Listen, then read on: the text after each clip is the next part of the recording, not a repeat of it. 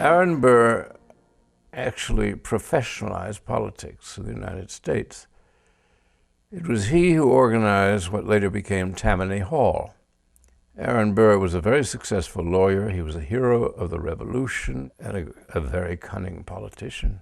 Burr felt that these immigrants that had come to us to escape wars, revolutions, should be made Americans as quickly as possible. So he enrolled them in tenements, and then he started a bank. There's a little bit of money for the immigrants. They've got a place to live from which they will vote. And he controlled New York State and then New England.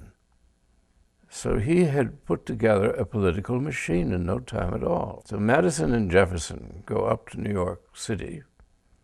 An agreement was struck that in the election of 1800, with Jefferson at the top of the ticket running for president, and Aaron Burr running for vice president, in exchange for which Aaron Burr would deliver New York State and a great deal of New England. So the two boys run, and something the founders had not taken into account, they tied for first place. So suddenly there was war between the two guys. The election is thrown into the House of Representatives. Burr could have become president if he had fought for it. He said, an agreement is an agreement. I shall be the vice president, with the understanding that he would succeed Jefferson in due course.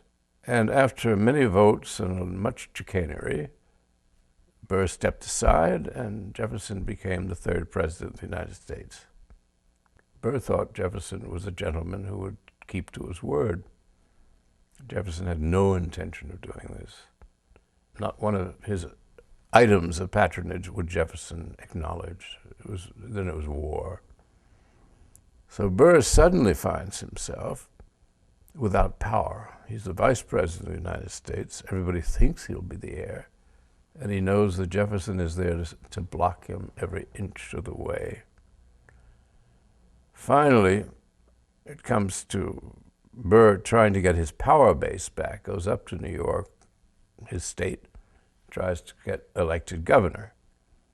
Alexander Hamilton enters the scene, telling libels about him. Hamilton was always ran off at the mouth, and though he was a very brilliant man, he was a rather vicious one. And he's the only person that Burr ever lost his cool with. Whatever it was he said about him, I have my theories, but they're only theories. Burr called him out for a duel. He had written in a paper that I have worse things to say of Colonel Burr than so far I have, far worse than the public ever will know. And Burr said, meet me at Weehawken.